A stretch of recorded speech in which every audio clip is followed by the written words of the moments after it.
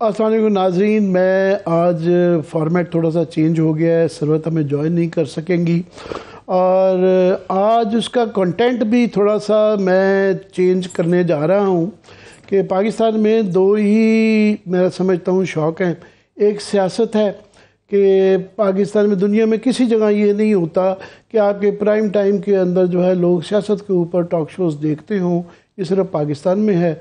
और दूसरा क्रिकेट है कि क्रिकेट जो है ये पाकिस्तान की लाइफलाइन है। हमारे यहाँ कोई एंटरटेनमेंट नहीं है, हमारा सब कुछ ही क्रिकेट है। एक दूसरा मज़हब जो है वो क्रिकेट है। और क्योंकि अब ये लगता है कि सियासत और क्रिकेट एक ही चीज़ बन गए हैं, तो मैं जो है सियासी पहलू इसके जो है ना क्रिकेट के और क्रिकेट के भी उस पर आज बहस करूँगा। और मैं उसके लिए मुझे बड़ा इनवाइट किया है डॉक्टर नुमान साहब को। डॉक्टर साहब नीड्स नो इंट्रोडक्शन, ये तारुफ के मोहताज नहीं हैं और ये हमें बड़ा ज़्यादती है कि इनका जो तबसरा हम बड़े अरसे से नहीं सुन पा रहे थे, तो अब ये आना शुरू हो गए हैं और हमारे लिए बड़ा be very grateful that you given us time. तो डॉक्टर साहब, मैं अपना ये तारुफ करवा दूँ। दो चीज़ें मैं कहना चाहूँगा। पहले कि ये मैं कोई क्रिकेट का एक्सपर्ट नहीं अपने आप को कहलवाता, मगर मैं एक आम जो क्रिकेट का देखने वाला है, मैं उसकी नुमाइंदगी करता हूँ। मैं उस क्रिकेटर की उसके अंदर भी कैटेगरीज़ है, मैं उस कैटेगरी में आता हूँ जो कि दिल का मरीज़ है। और ज़रा ही अगर देखें पाकिस्तान की टीम के हालात ख़राब होते हैं, या वो टीवी बंद कर देता है, या वो फिर जो है ना टेंशन नहीं ले सकता, तो मैं उस कैटेगरी में आता हूँ। मगर आपकी इजाज़त से ज़रा सा मैं ये सियासत का भी एक सिर्फ टीज़र छोड़ जाऊँ, फिर आज हम डॉक्टर साहब से ही बात करेंगे क्रिकेट के ऊपर। टीज़र सिर्फ ये है कि दो तीन इंफॉर्मेशन बेस्ड थोड़ा सा छोटा सा एनालिसिस टीज़र छोड़ दूं। इसके ऊपर एलेबोरेशन जो है प्रोग्राम के आखिरी हिस्से में करेंगे कि इस वक्त तकरीबन जिस तरह नज़र आ रहा है कि सबसे बड़ा सियासी क्वेश्चन ये है कि क्या पीटीआई का और उसके चेयरमैन का अगले इलेक्शन तो मोरलेस सब नज़र ही आ रहे हैं कि ये हो जाएंगे, उसके अंदर पीटीआई का और उसके चेयरमैन का क्या बनेगा। तो वो क्लियरली एक तो नज़र आ रहा है कि कानूनी जो केसेस हैं वो जिस राह पे जा रहे हैं उसके अंदर वो महीने और साल लग जाएंगे। तो वो इस बात का एक तो वहाँ से बड़ा मुश्किल हो जाएगा उनकी पार्टिसिपेशन का।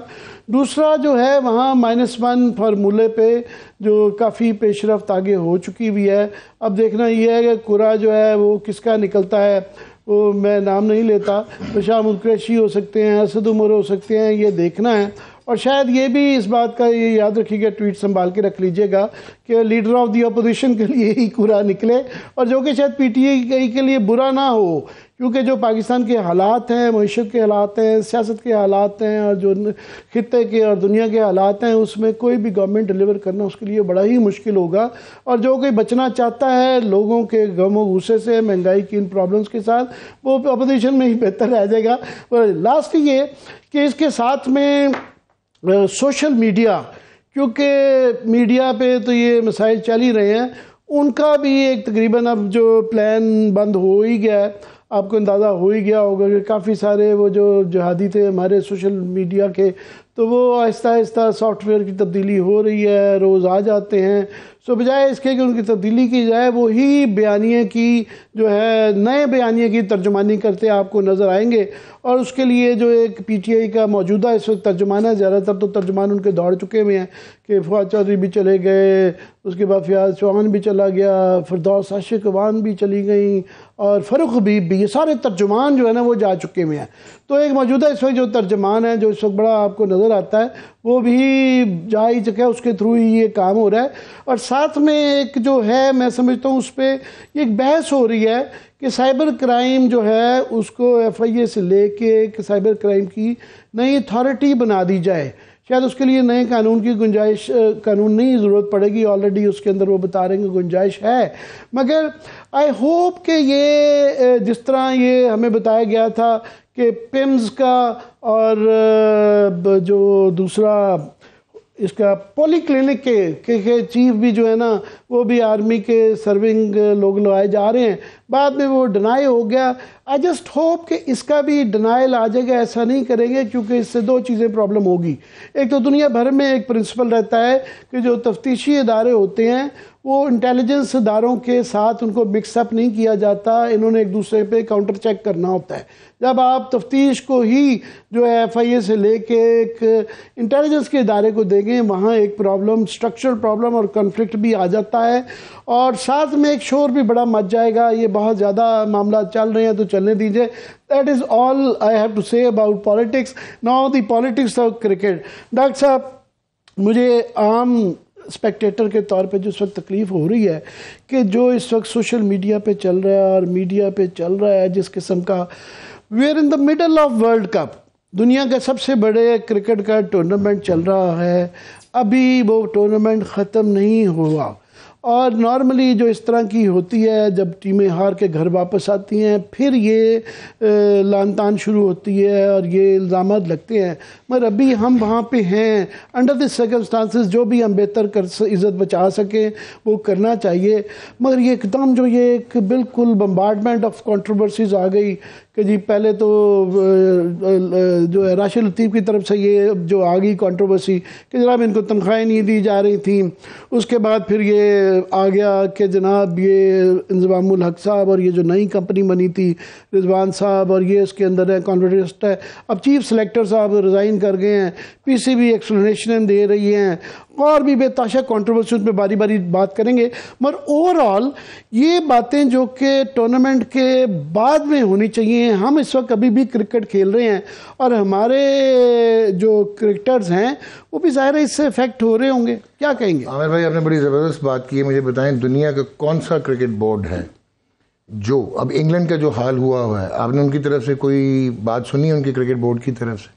वो इसको आइडेंटिफाई करेंगे इवेंचुअली इल्स को, जब ये घर जाएंगे फिर वो रेक्टिफाई करेंगे, वो रीमॉडलिंग करेंगे, which is a progressive way in this modern sports है। अब तो ये आपको पता है ये ब्रॉडकास्ट, हालांकि वो बहुत बड़ा सेटबैक है कि वो फेवरेट टीम और वर्ल्ड कप चैंपियन जो है वो 10वें नंबर पे जा चुके हैं। अच्छा, अब हमारे यहाँ ये क्यों हुआ? मेरा पहले तो यही आपसे काउंटर क्वेश्चन है कि अगर कोई कंट्रोवर्सी थी भी, कॉन्फ्लिक्ट ऑफ इंटरेस्ट भी था इंज़मामुल हक का या रिजवान या बाबर आजम, तो आपको इतनी अर्जेंसी क्या थी कि आप साउथ अफ्रीका का जो आपका डू और डाई मैच है उससे एक दिन पहले आप एक प्रेस रिलीज़ दे रहे हैं, और वो cricket board officially press release दे रहा है और उसमें वो लिख रहा है आपको और मुझे कह रहा है कि सपोर्ट करना है, इनको टीम को सपोर्ट करना है। आगे चल के वो कहता है भाईजान जब आप घर वापस आएंगे ना तो हम आपकी अकाउंटेबिलिटी करेंगे, middle of the tournament threaten कर रहे हैं उन प्लेयर्स को कहा जा रहा है। अभी पाकिस्तान बाहर नहीं हुआ टूर्नामेंट से, ठीक है, आप उनको थ्रेटन कर रहे हैं।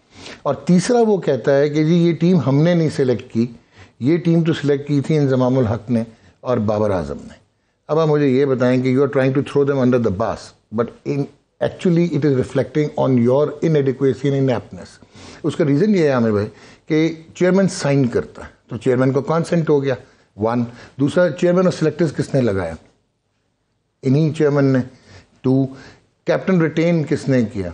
बाबर आजम को, इन्होंने ही किया। तो how could they be only be responsible for the डिबॉकल?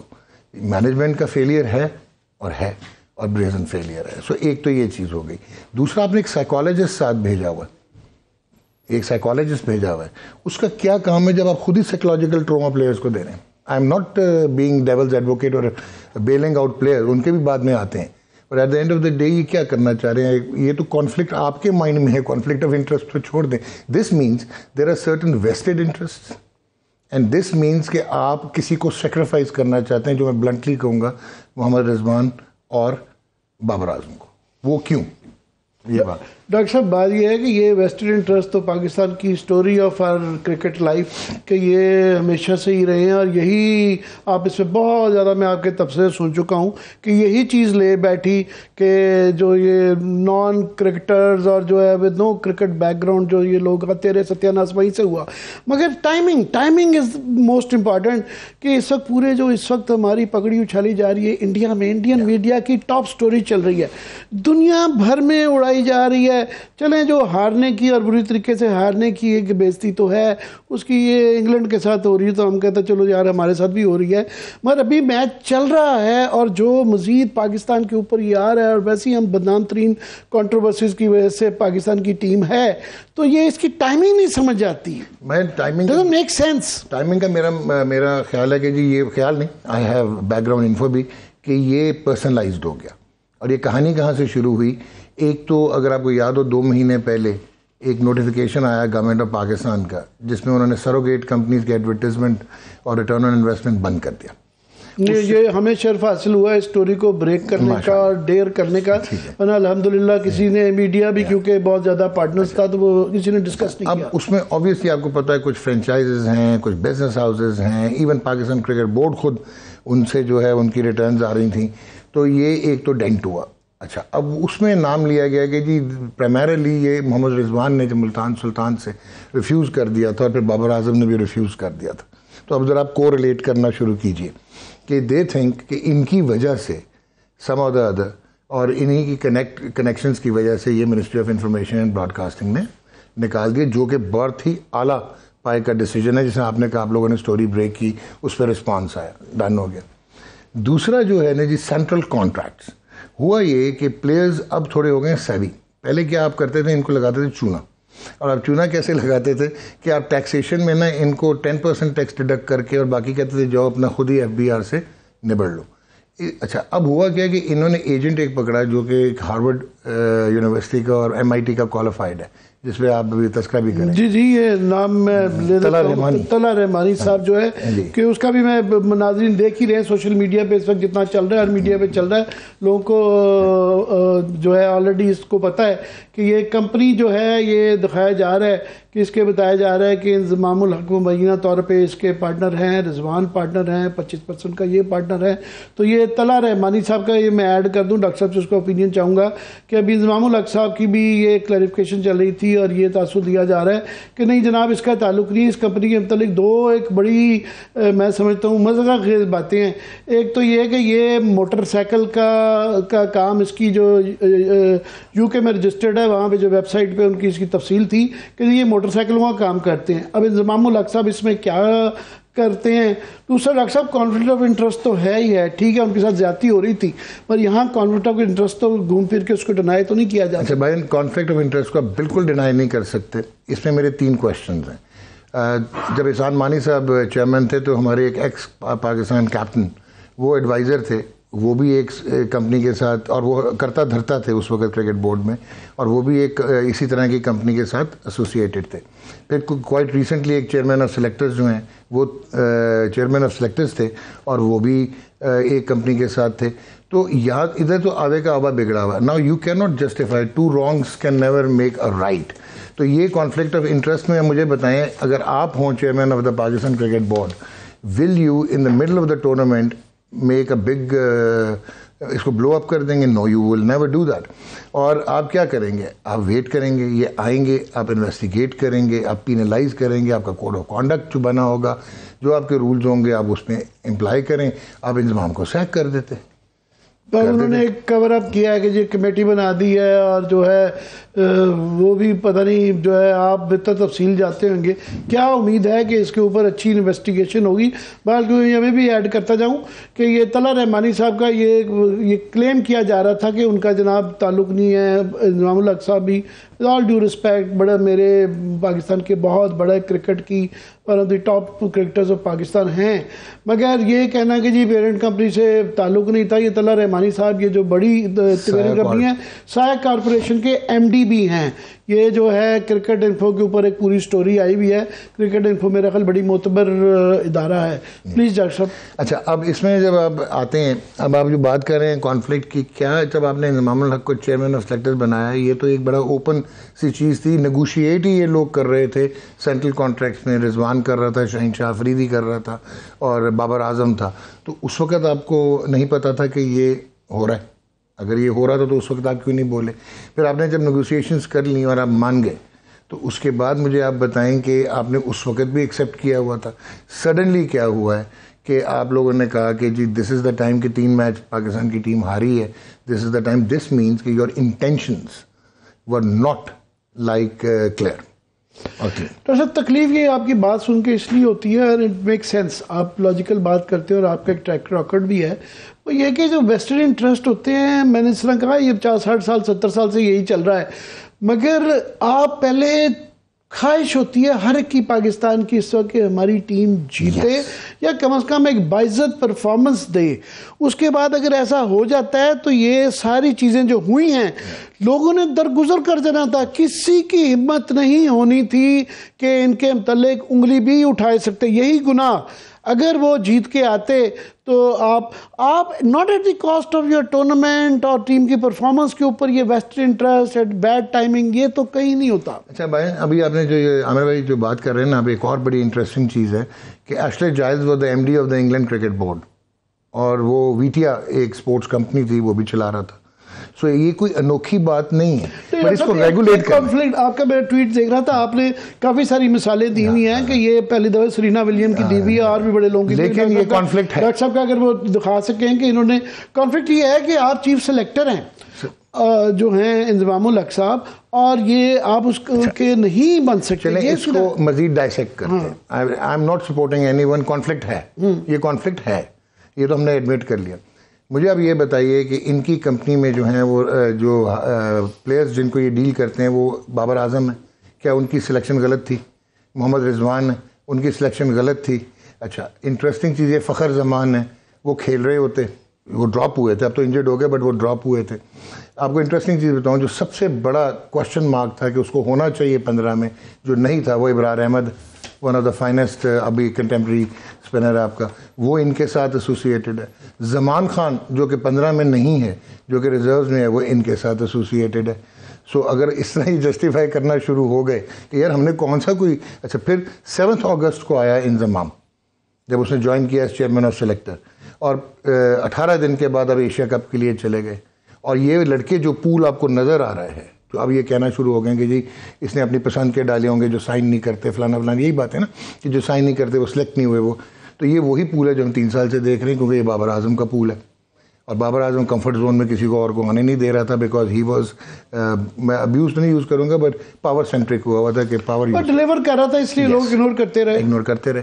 So at the end of the day, अच्छा अब एक और चीज़ बताएं, जब आप इस चीज़ को उठा रहे हैं इन the middle of the global tournament, जहाँ पे अब इंडिया में, अच्छा वो हो भी इंडिया में रहा है, अब मैं वो जो इंडिया के प्रोग्राम्स देखता हूँ तो इट हर्ट्स अस बिकॉज उसमें पाकिस्तान का नाम आ रहा है, यू नो, और हम अभी और स्टोरी वहाँ चल रही है पाकिस्तान का, उनका क्रिकेट से ज़्यादा इंपॉर्टेंट ये हो गया कि पाकिस्तान की जरा चित्र मारने की उनको चांस और मिल गया जी, और हम वो खुद ही सेल्फ इन्फ्लिक्ट करवाई जा रहे हैं।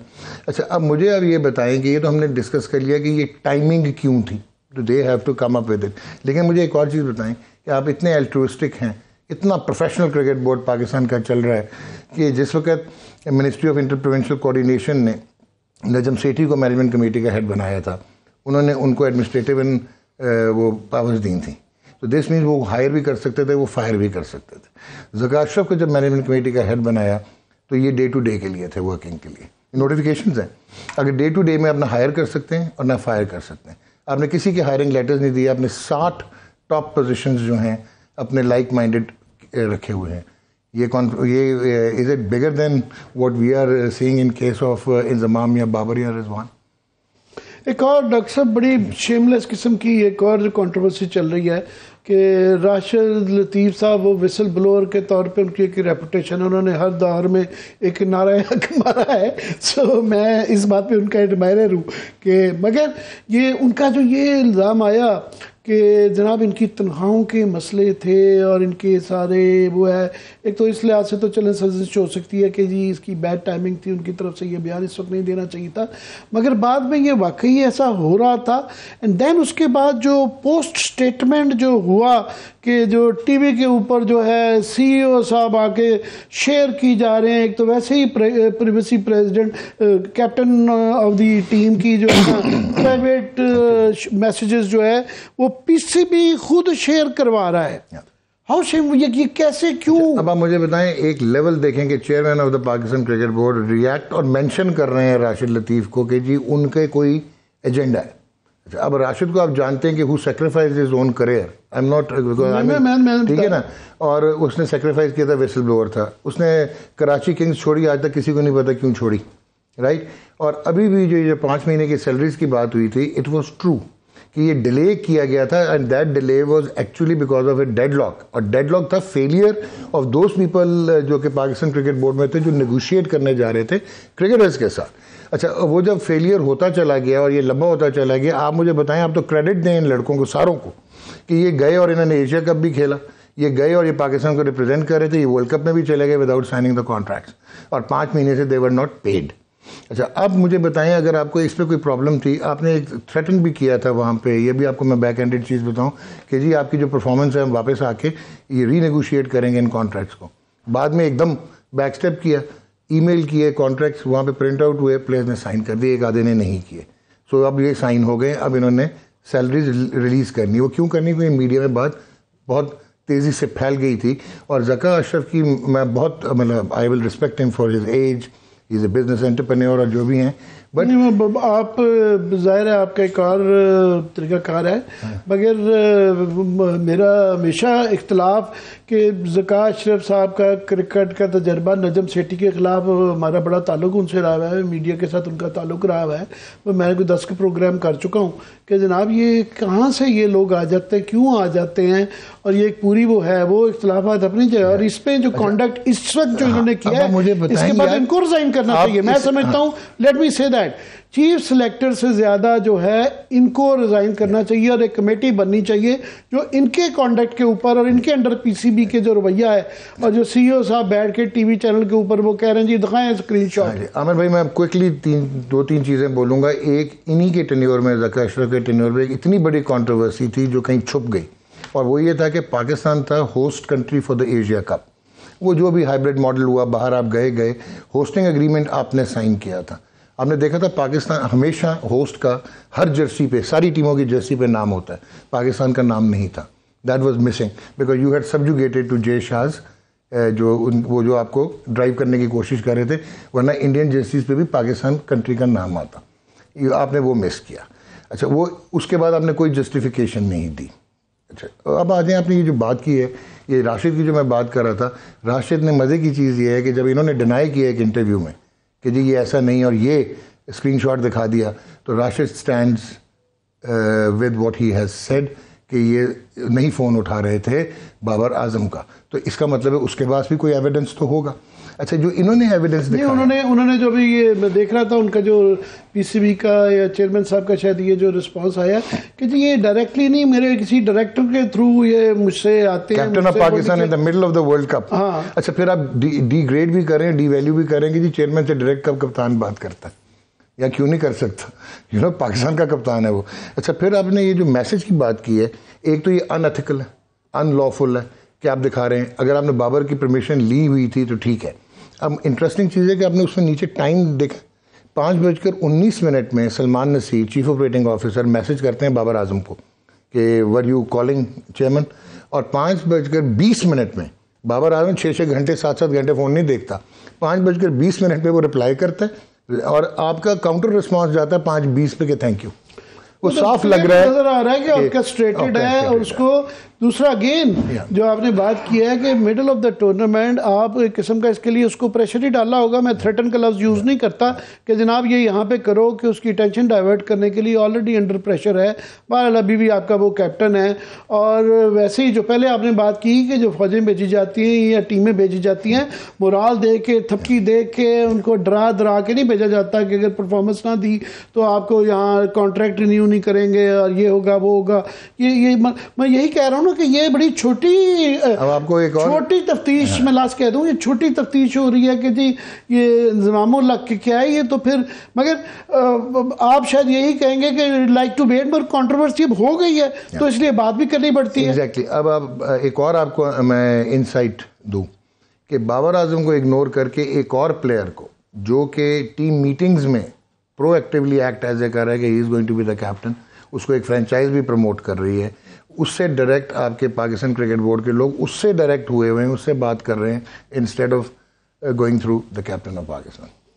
नॉर्मली तो मैंने कहा ना, ये चीज़ें सिलेक्शन के ऊपर जब टीमें जब वापस आ जाती हैं तो फिर उसके बाद छांटी वांटी होती है, इन्वेस्टिगेशन की जाती है और उनके खिलाफ पब्लिक तो होता ही है। मगर ये अभी ये वाली चीज़ें बातें जिस तरह की आप बता रहे हैं कि अभी मतलब है कि आपका ये क्लीन इंटेंट नहीं है। डॉक्टर साहब, मैं ये सारी मनफी बातें हमने कर ली, क्या करें, बड़ी तकलीफ से बातें कर रहे हैं आप और हम, ना चाहते हुए भी कि ये नहीं होनी चाहिए, क्योंकि मगर सोशल मीडिया पे इतना ज़्यादा कीचड़ उछाला जा रहा है, मीडिया पे, इंटरनेशनल मीडिया में, इंडिया के मीडिया में, तो इसलिए फिर कुछ काफ़ी सारी क्लैरिटी चाहिए कुछ लोगों का, उन लोगों का दिफा कर लिया जाए जो कि अपना खुद बेचारे, अब बाबर आजम तो टीवी पे नहीं आ सकता, ना ही वो बयान दे सकता है, उसे जो मर्जी ज़बरदस्ती ये वाला करवा लिया जाए, या और भी राशिद लतीफ़ का जिस तरह आपने कहा, जो लोग नहीं खुल के आ रहे और अच्छा कर रहे हैं कि फ़िलहाल नहीं आ रहा, ये आनी चाहिए, मगर ये बड़ी तफ्तीश की ज़रूरत है डॉक्टर साहब। एब्सोल्युटली। और अभी आपने ये जो बात की है, इतना आपने पैनिक किया, अच्छा मुझे बताएं दुनिया में कहाँ होता है कि आपने एक मीडिया मैनेजर भेजा हुआ, उसको आपने midway through the tournament sack करके वापस बुला लिया। अच्छा। और जो उसकी रिप्लेसमेंट भेजी है, वो नागी जो है उसको सैक करके पाकिस्तान बुला लिया। उसकी जो रिप्लेसमेंट भेजी है, पहले आपने उसको डिमोट किया जब आपने आलिया को प्रमोट करके डायरेक्टर लगाया, और उसके बाद उस पर एक इंक्वायरी चल रही है जो कि कहीं क्लब में पाया गया था इन श्रीलंका, और आपने उसको भेज दिया। पहले भेजने में प्रॉब्लम, तो अब वापस बुलाने में प्रॉब्लम, तो वही ना, नानी ने वो पंजाबी का मुहावरा कसम किया और उसके बाद फारिग कर दिया, उससे ज़्यादा बुरा मैं भाईजान ये कहूँगा कि मुझे जो अफसोस होता है ना, let me be very very explicit, कि पाकिस्तान शायद इवॉल्व ही नहीं हुआ क्रिकेट मैनेजमेंट में। दुनिया में स्पोर्ट्स मैनेजमेंट एक्सपर्ट्स हैं, ब्रॉडकास्टिंग एक्सपर्ट्स हैं, इसी तरह जो सबसे इम्पॉर्टेंट चीज़ होती है वो आपका मेडिकल पैनल होता है। आपने देख लिया नसीम शाह, शहीनशाह अफरीदी के नी का क्या हाल है, अभी एग्जॉस्टेड फ्रस्ट्रेटेड लग रहा है, थोड़ा टेंटेटिव लग रहा है। हारिस रऊफ इंजरी के बाद वापस आया। मोहम्मद हसनैन जो है एंकल पकड़ के खुद रिहेबिलिटेट हो रहा है इंग्लैंड में। एहसानुल्लाह का मिस डायग्नोज कर दिया था, यू नो। सो दुनिया में अब sports kinesiologist, biomechanist, sports physicians, medicine, economy of cricket जो है हमें, और देन डिप्लोमेसी ऑफ क्रिकेट जो है कि आईसीसी में हमारे साथ जो सलूक किया जाता है, ये जो रेवेन्यूज़, मेरा ख्याल तो ये है कि रेवेन्यूज़ की वजह और वेस्टेड इंटरेस्ट की वजह से पक्ष इतने ज़्यादा हैं, पावर इतनी ज़्यादा है, इख्तियारात इतने ज़्यादा हैं, उसकी वजह से ये सारा घूम फिर के आप एक कंट्रोल चाहते हैं। कंट्रोल फ्रीक हैं ये लोग के, हर कोई चाह रहा है कि मैं अपनी टर्फ को वॉच करूं। आपने इतनी अच्छी बात की, आपने अपनी डोमेस्टिक क्रिकेट को डिसेंट्रलाइज नहीं किया, सेंट्रलाइज्ड रखा। अब सब कुछ अपने पास रखना चाहते हैं, whereas the world has moved on. एक चीज़ मैं बोलूँगा, शायद लोगों को समझ भी आए कि अब इस वक्त इस वर्ल्ड कप में भी आपको नज़र आ गया है कि क्रिकेट पोलराइज्ड हो गई। एक डेवलप्ड टीम है जिनमें इंडिया, जिसमें साउथ अफ्रीका है, ऑस्ट्रेलिया एंड इवन इंग्लैंड है। वो ठीक है कि दे हैव गेट क्रैश, इसमें तबाही होगी उनकी, बट वो हैं। और एक तरफ आप हैं जो अब 90s के टेम्पलेट से बाहर ही नहीं आए। तो ये जो मॉडर्न क्रिकेट है वो कैसे पहुंचे हैं? वो ऐसे पहुंचे कि उन्होंने साइंटिफिक किया, रियल टाइम डाटा है उनके पास, सॉफ्टवेयर, स्टाफ है, स्ट्रक्चर्स है, इंफ्रास्ट्रक्चर है, उनके प्लेयर पाथवेज हैं, उनको एग्जैक्टली पता है कि एमेच्योर एथलीट्स कौन होंगे, प्रो एथलीट्स कौन होंगे, और फिर merit and intellectually honest selections किए उन्होंने। फिर एक कंटिन्यूटी भी है ना डॉक्टर साहब कि ये जो इंस्टीट्यूशनलाइजेशन है कि एक इंस्टीट्यूशन एग्जिस्ट करता है, उसके अंदर एक कंटिन्यूटी है कि लोग हेड्स एंड आते जाते रहते हैं, पर जिस तरीके से आप ऊपर से लोग फारिग होते हैं, सियासत आ जाती है, गवर्नमेंट चेंज होता है, एक चेयरमैन फारिग होता है, दूसरा चीफ एग्जीक्यूटिव आ जाता है, ये ब्ला ब्ला ब्ला चलता है, तो क्रिकेट कहाँ खेलनी? फिर सियासत है ना। मैं तो कहूँगा ये हम जो सियासत के लोग अब इस पर बहस कर रहे हैं, तो इनको प्योरली इलेक्शन लड़के सियासत ही करनी चाहिए। और बिल्कुल सही कह रहे हैं। और दुनिया में टेक्नोक्रेट्स अब रन कर रहे हैं, it is an industry now. ये आपकी एग्जैक्टली जो आपने बात की थी, ये पूरी इकोनॉमी है, एक इसकी ना क्रिकेट की एक इकोनॉमी बन चुकी है। अब इसमें एक एग्जांपल देता हूं। मैं आपको कॉम्प्लीमेंट देना चाहता हूँ कि मैं ये नहीं कि आपका तबसरे का तो मद्दाह हुई हूँ, बट टेक्नोक्रेट का जो आपने जब पीटीवी में जब आपको बिल्कुल मफलूज नहीं किया गया था तो आपने जो इन टर्म्स ऑफ रेवेन्यू जो मुझे याद पड़ता है या बाकी चीज़ों के अंदर जो उसकी कंट्रीब्यूशन थी, तो वो टेक्नोक्रेट्स बिल्कुल इसमें तो बहस ही नहीं है। प्लीज़ जारी रखिए। अच्छा, अब ये जो आपने बात की कि ये टेक्नोक्रेट्स की और ये इंडस्ट्री की जो मैं बात कर रहा हूँ, आपको पता है कि ये वर्ल्ड कप के 18 मैच, अब तो 26-27 हो गए, 18 मैच, जो दुनिया की पॉपुलेशन 8.1 बिलियन है, 8 बिलियन लोगों ने इसको डिजिटल एंड ब्रॉडकास्ट कंबाइंड देखा। 8 बिलियन, ठीक है। तो अब तो फिर ये वर्ल्ड फुटबॉल को और दुनिया की पॉपुलर स्पोर्ट्स को इंडिया में था ना ये, और 364.7 मिलियन जो हैं वो सिर्फ ब्रॉडकास्ट देख रहे हैं इन 18 मैचेस। भाई सो ये दुनिया का सबसे बड़ा इवेंट हिस्ट्री रॉड का day, so which means more revenue, which means more limelight. मैं डॉक्टर साहब मुझे ब्रेक का कहा जा रहा है, मैंने ये सारी हमने तफ्तीशी बातें कर ली, इसके बाद मैं चाह रहा हूँ कि अभी क्रिकेट टीम अभी भी मिडिल ऑफ द टूर्नामेंट में, इसमें से वो कहते हैं ना अपना जो समेट लो जो इज्जत कमाई जा सकती, तो अभी भी क्या हमारी उम्मीद है, अभी भी हम आ सकते हैं ये आके जो इसको मैं सिर्फ छोड़ के जा रहा हूँ कि अभी भी हमारी कोई उम्मीद बाकी है या खत्म हो गई है? एक ब्रेक लेंगे, प्लीज स्टे विद अस।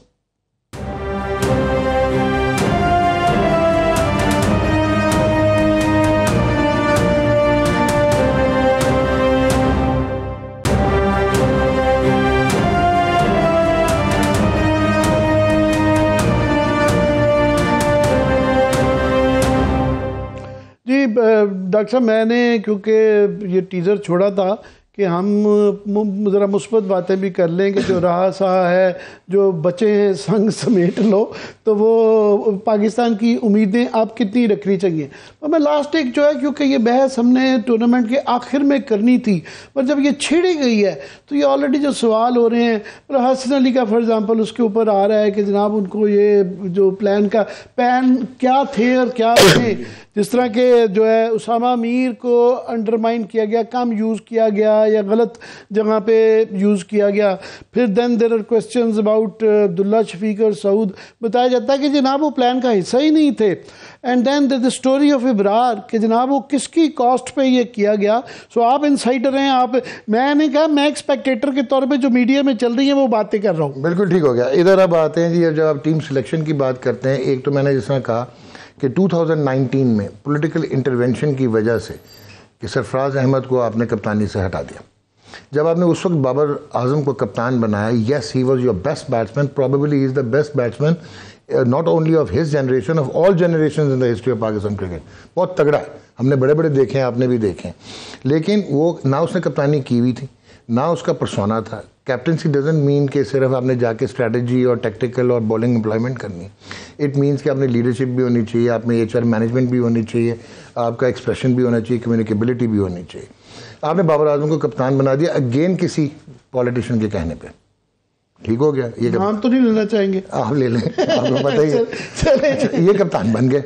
अच्छा, अब जब आपने कप्तान अक्रॉस ऑल फॉर्मेट्स बना दिया, अब उसने हैंड्स ऑन सीखना शुरू किया, प्लस क्योंकि वो मैजेस्टिक बैट्समैन था, वो उसकी परफॉर्मेंसेज हुई।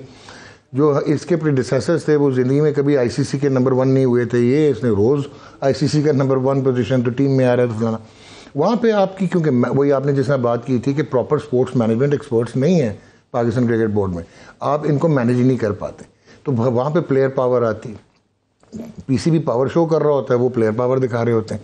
वहाँ पे भी इनके जो लाइकिंग वाले लोग थे ना, जो इनका एक वो बना हुआ था, वो इन्होंने इकट्ठे कर लिए। उसमें एक पॉजिटिव अपनी कवायतों की वजह से अपनी कंट्रोल करने की कोशिश। लेकिन हुआ क्या है कि इनिशियली ये बड़ा कमाल फार्मूला हो गया, क्योंकि ये यूनाइटेड हो गए। और ये जब यूनाइटेड है, if you remember ICC world T20 2021 India को 152 विदाउट लॉस हम जीत गए 10 विकेटों से, सेमीफाइनल खेला। वर्ल्ड कप 2022 T20 का दे जेल टुगेदर, फाइनल खेला, दे जेल टुगेदर। फिर हमने क्या किया, व्हेन दे केम बैक, हमने कहा यार ये तो बड़ा तगड़े हो गए हैं रिजवान, और ये बैक एंडेड वो कंट्रोवर्सीज भी शुरू हो गई थी कि हम लोगों नहीं लगाएंगे। वो आपने इनको जबरी रेस्ट करवा दिया, और अफगानिस्तान आपने शादाब खान को कप्तान बना के भेज दिया। दैट वाज द टाइम जहाँ पे आपकी यूनिटी और ये डिसएरे और डिसइंटीग्रेशन शुरू होना शुरू हुआ, क्योंकि बाकी कुछ लोगों को और भी ये बीज बोए थे जान के कि उनकी प्लेयर पावर की वजह से उनकी एक कैरिस्मा बन रहा था, और उसकी आपको उनको दबाना मुश्किल हुआ था, तो आपने कहा to cut them to size. Basically आप यही कह रहे हैं। Exactly, so cutting them to size के चक्कर में 3-4 और कप्तान टीम में पैदा हो गए, जिनको नजर आने लग गया कि यार हम भी कप्तान बन सकते हैं। सो आपकी वो डिस्टेंसिंग शुरू हो गई। फिर क्या हुआ कि अब जब सिलेक्शंस की बात आई तो बाबर ने अपनी कंफर्ट, मैं उसकी नीयत पे नहीं शक कर रहा, कंफर्ट जोन, सारे कप्तान इस तरह ही करते हैं, उसने अपनी कंफर्ट जोन बना ली, वो करते हैं अपने, उसने जब कंफर्ट जोन बना ली, बट वो एक चीज़ भूल गया कि Shadab Khan is a gun player T20 का, वो कमाल प्लेयर है T20 का, स्टार प्लेयर है। वो फील्डिंग हो, एनर्जी हो उसकी, आपने देखा बॉलिंग हो, 4 ओवर्स की बैटिंग हो, आपने उसको वनडे क्रिकेट में भी ये समझा कि वो डिलीवर करेगा। वनडे क्रिकेट आजकल सबसे मुश्किल फॉर्मेट है, जब से इंग्लैंड को मार यही पड़ी ना, वो जो बेसबॉल जो करते थे वो इसके अंदर जो है इसके अंदर 50 ओवर्स के उसके अंदर नहीं कर सके, क्योंकि इसमें आपको सेशंस भी खेलने पड़ते हैं, आपको एग्रेशन भी दिखानी पड़ती है, और उसके बाद आपको मिडल ओवर्स जो हैं उसमें पीरियड ऑफ सस्टेनेबिलिटी होता है, पीरियड ऑफ कंसोलिडेशन होता है, फिर आप फायरवर्क्स करते हैं। तो वो जब तक आप फर्स्ट क्लास नहीं खेलेंगे आपकी पिच भी आपको बॉलर को स्पिनर को अपनी पिच भी नहीं मिलेगी। सो अनलाइकली था कि शादाब खान कभी आउट करे। जो एक बॉलर था आपके पास वो इतनी फर्स्ट क्लास क्रिकेट नहीं खेला, लेकिन 21 फर्स्ट क्लास मैचों में 120 आउट किए हुए, 6 टेस्ट में वर्ल्ड पाकिस्तान रिकॉर्ड किया हुआ 38 आउट किए हुए इब्रार अहमद, और मिस्ट्री स्पिनर, दुनिया ने उसको देखा भी नहीं हुआ, उसका अभी तक वो भी नहीं हुआ कि मैचअप्स भी नहीं हुए। तो क्यों बिकॉज ऑफ शादाब जो है, कौन बाहर होता? शादाब को लाने के लिए इब्रार की कुर्बानी दे दी गई, और वो अब आपने यहाँ पे फिर आपका इंटेलेक्चुअली डिसऑनेस्ट चीज हो गई ना, फिर वही फिर उसामा को भी जो कम इस्तेमाल किया गया। उसामा को आपने वर्ल्ड स्टेज पे यहाँ, अच्छा फिर प्लानिंग होती है, उसामा में सब कुछ टैलेंट था, आप उसको प्रोग्रेसिवली खिलाते, आपने यक उसको वर्ल्ड कप में जब देखा शादाब डिलीवर नहीं करा, आपने उसको इंट्रोड्यूस करा दिया, वो ऑस्ट्रेलिया में उसका एक कैच भी अंडर प्रेशर छूट गया जिससे हम ऑस्ट्रेलिया से हमें मार पड़ गई। सो आपने उसको, ये भी आपका काम होता है ना कि आप कब प्लान का वो भी हिस्सा नहीं था, वो भी हिस्सा नहीं था। अच्छा फिर अब्दुल्ला शफीक आपके प्लान का हिस्सा नहीं था, और जो फ़खर जमान है वो अपना फॉर्म की वजह से आपने उसको निकाला। अच्छा फॉर्म की वजह से गलत निकाला था, इस पर भी अभी एक बात कर लेंगे। अच्छा हालांकि वो फेलियर थे उसके कांस्टेंट 8-10 इनिंग्स में, अब जी। अच्छा अब वो आपने निकाला तो आपने अब्दुल्ला को लाया, अब्दुल्ला ने आते ही 100 कर दिया, और वो बहुत बड़ा टैलेंटेड प्लेयर है। इसका मतलब है कि यू वर रॉन्ग कि आपने इसको सेम विद सऊद। अच्छा सऊद शकील टेस्ट में वो ऑलमोस्ट 800-850 रन कर दिए, और अभी आया है वो, उसको एक तो आप लेट लेके आए, फिर आपने उसको वनडे नहीं खिलाया, फिर वो आपके प्लान्स में नहीं था। अब आपको एक और अंदर की खबर देता हूँ, एशिया कप में उसने नहीं जाना था, उसने अफगानिस्तान की सीरीज़ में वो था, तैयब ताहिर था एशिया कप में, वो इंजमाम को एक एक्स पाकिस्तान कैप्टन ने कहा खुदा का खौफ करो, he is your best bat in one day cricket और वाइट बॉल, क्योंकि एक स्पिनर्स को बहुत अच्छा खेलता है, निकल के खेलता है, मॉडर्न स्टाइल में खेलता है, और ये रन्स चलाता रहता है, तो तुम इसको लेके जाओ। तो वो एशिया कप में आया और एक मैच खिलाया। आप उसको इन इंडिया भी बड़ी मुश्किल से आपने वो जो इनिशियल वार्म अप गेम्स ने वो एक दी, तो उसने आपको लगा बता दिया, वो 70-75 करके एक्स्ट्रा कवर पे छक्के मार के। अब उसका नंबर 4 है, उधर रिजवान ने कहा जी मैं तो 4 पे खेलूंगा, आपने उसको नीचे कर दिया। नाउ जब आप right people for the right slots नहीं रखेंगे, आप इफ्तिखार अहमद जो है उसकी 10 फर्स्ट क्लास 100 हैं, 10 लिस्ट A100 हैं, आपने उसको सिर्फ बिग हिटर बना दिया। और यार वो प्रॉपर बैट्समैन है, try to use him as a proper batsman. चाचा वो आखिर में आके बस उसको आपने इसका मतलब है आपने उसको भी अंडर यूटिलाइज कर दिया, ये अंडर यूटिलाइजेशन। अच्छा अब असूलन हसन अली नहीं आना चाहिए था इस टीम में, क्योंकि रिहेबिलिटेट होकर आया था, इतना खेला नहीं हुआ था, और लग रहा था कि वो अब मेन स्ट्रीम में नहीं है। और शाहनवाज धानी इंडियन पिचेस पे ज़्यादा सूट करता है क्योंकि पीछे से बहुत तेज़ है, तो यहाँ पे पटक के जो गेंद करेगा आपने देख ही लिया। सो हुआ क्या कि आप हसन अली को अगेन अपनी कंफर्ट की वजह से अपने वो जो आपकी वो होती है comfort strategy and control strategy, वैसे क्रिकेट स्ट्रेटजी हमारी लफ्ज़ यूज़ करना वाव से जो होता है वो तबाह हो गई। एग्जैक्टली और आप उसको ले गए। अच्छा क्योंकि वो एक्सपीरियंस था, उसने लेंथ पकड़ ली। अब शाहीन शाह जो है आपको जेडेड लग रहा था, क्यों लग रहा था शाहीन शाह? क्या उसका इंटरेस्ट नहीं था? नो, ऐसी बात तो नहीं हो सकती। Is a professional, is a top bowler, one of the finest in the world. तो इसका मतलब है कि वो अपनी इंजरी रिहेबिलिटेशन के बाद 100% फिटनेस सस्टेन नहीं किया। यहाँ पे एग्जांपल दूंगा आपको कि जसप्रीत बुमराह, KL राहुल और अभी ट्रेविस हेड, वो तो मुझे ऐसे लग रहा था अस्पताल के बिस्तरे पे छिक्के मार रहा था जो पहले दिन आके उसने किया। तो एक ये चक्कर था। अब आते हैं जो आप वो बात करें, मैं लास्ट इसमें सिर्फ एक चीज़ पूछूँ आपसे कि आपने जो कहा कि जो रैंकिंग के अंदर ICC की आ रही हैं, बाबर आजम इतनी देर से जो है the only probably in long time जो है तीनों रैंकिंग्स के अंदर क्रिकेट फॉर्मेट्स के अंदर वो नंबर 1 पे वो इतने अरसे से वनडे के अंदर चल रहा है, टेस्ट में भी पहले 4-5 में रह रहा है, और T20 में भी जो 1-2-1-2-3 शाहीन अफरीदी जो है वो भी वो आ रहा है, रिजवान आ रहा है। इतने इस बेसिस पे दुनिया पूरा कह रही थी कि जनाब ये रैंकिंग के अंदर इनकी जो स्टैटिस्टिक्स हैं ये, इसलिए अब एकदम से इतना बड़ा मिसमैच कैसे हो सकता है कि एक भी बंदा किसी कैटेगरी में वर्ल्ड कप की इस टूर्नामेंट में नहीं आ रहा? ये 2-3 चीज़ें हुई ना। एक तो ये हुआ कि you made certain wrong decisions. अच्छा अब इमामुल हक जो है वो अपने रन्स बहुत अच्छे करता है। पहले क्या होता था, उसके दूसरे एंड पे होता था फ़खर जमान, तो ये जब अपना 50 या 100 भी करता था ना, इसका strike rate was always lesser than teams strike rate. यानी कि ये अपने लिमिटेशंस में खेलता था, लेकिन फ़खर कैरी कर जाता था। अब फ़खर जब बाहर हुआ तो अब दोनों एंड से, अब आपको मैं एग्जांपल देता हूँ कि आपने 5 साल में सिर्फ 2 छक्के मारे हैं जो अभी अब्दुल्ला शफीक ने मारे थे in the first 10 overs power play in a one day. Australia nerves चाहिए। ऑस्ट्रेलिया ने उस दिन न्यूजीलैंड के अगेंस्ट पहले 10 ओवर्स में 10 छक्के मारे हैं एक मैच के पहले 10 ओवर में और 12 चौके। That is a difference.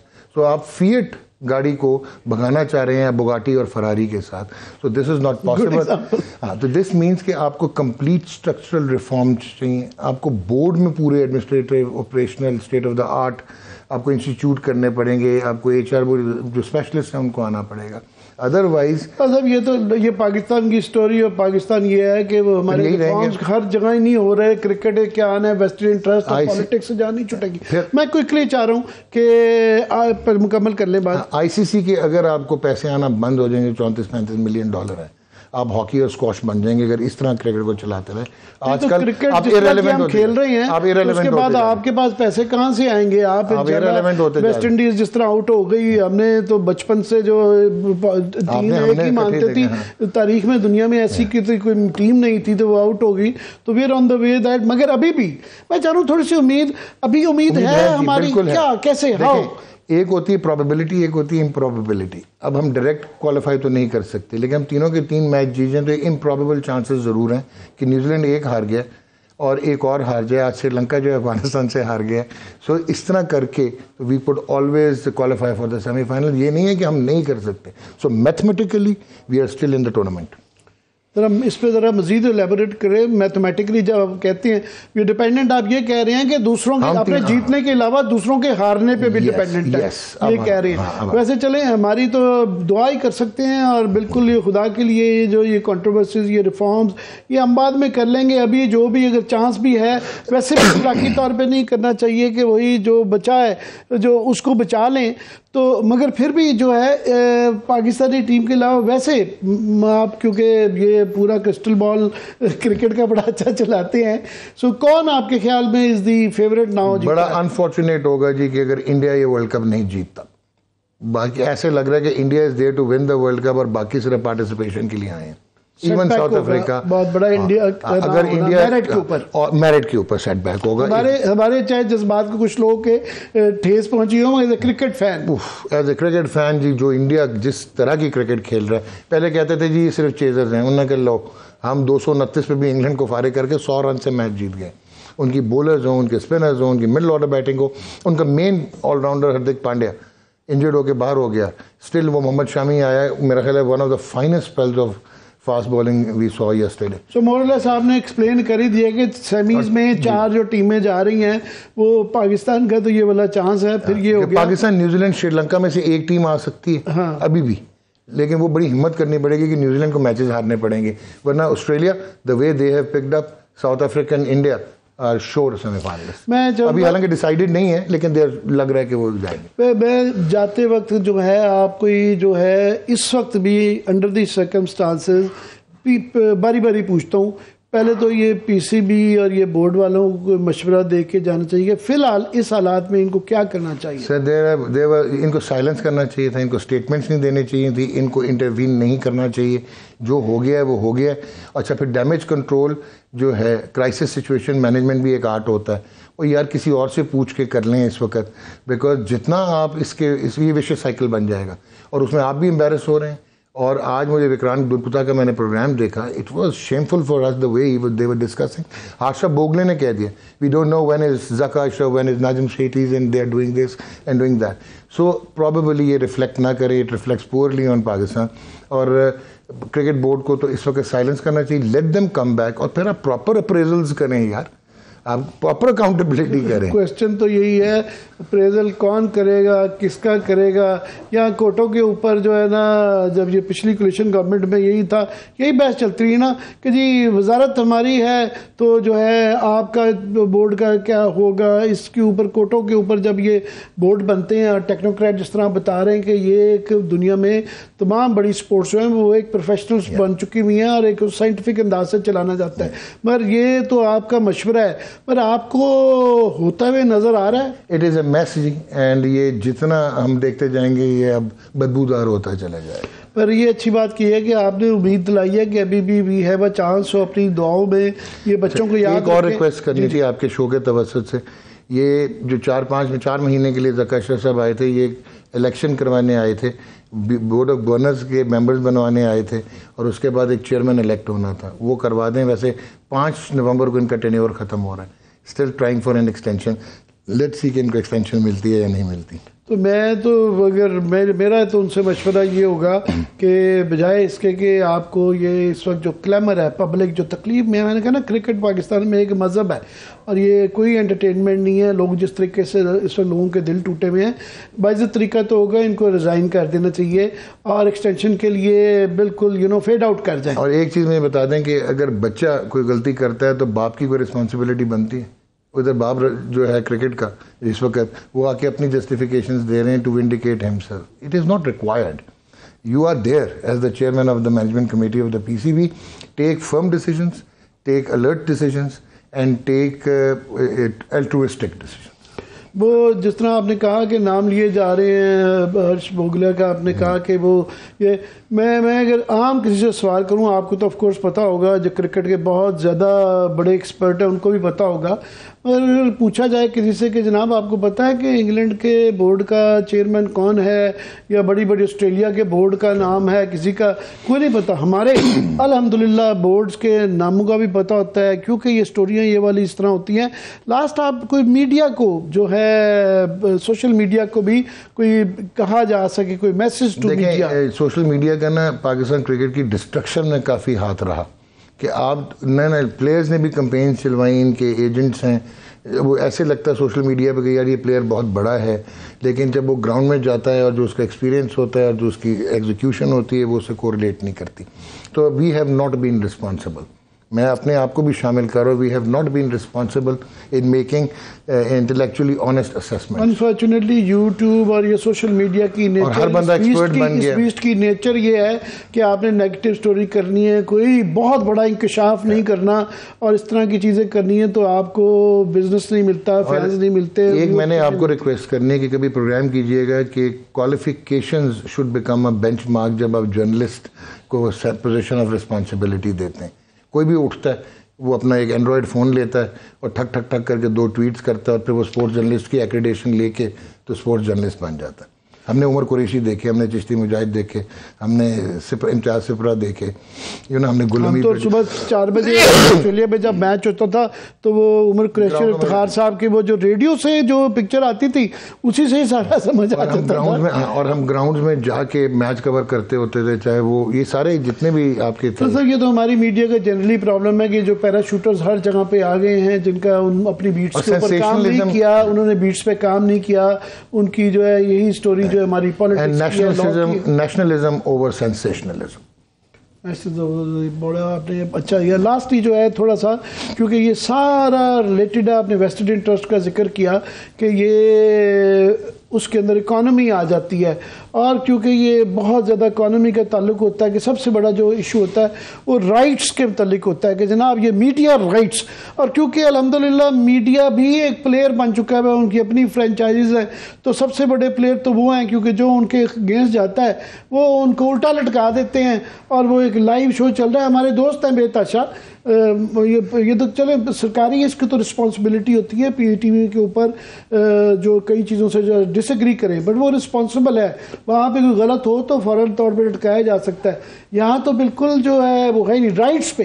अच्छा, अब इसमें बहुत क्विकली अगर 1 मिनट दे दें मुझे, लास्ट 30 सेकंड से क्विकली। अच्छा, लास्ट 30 सेकंड मीन्स कि it is now going to be $1 billion industry. अगर आपने सब्सक्रिप्शन मॉडल इंट्रोड्यूस कराया और ना कराया तो कोई भी ब्रॉडकास्ट हाउस और कोई भी आपका बिजनेस हाउस अगले 2 साल में इस काबिल नहीं होगा, because of the dollar disparity, 31% inflation and because of the devaluation of the currency, earning in local rupees and buying and acquiring rights in US $1 billion industry तो है ही है, मगर $1 बिलियन क्वेश्चन भी यही है कि लोगों की जो है ना हार्ट्स एंड माइंड्स वो क्रिकेट में फंसे हैं। खुदा के लिए इसको जो है इसके अंदर जो है ना कहीं तो कारोबार छोड़ देना। ये बहुत बहुत शुक्रिया डॉक्टर साहब आपका, बहुत बहुत प्लेजर वाज माइन। तो इंशाल्लाह डॉक्टर साहब से ये जरा वापस आ जाएं, फिर हम ये स्ट्रक्चरल रिफॉर्म्स पे भी इंशाल्लाह दोबारा प्रोग्राम करेंगे।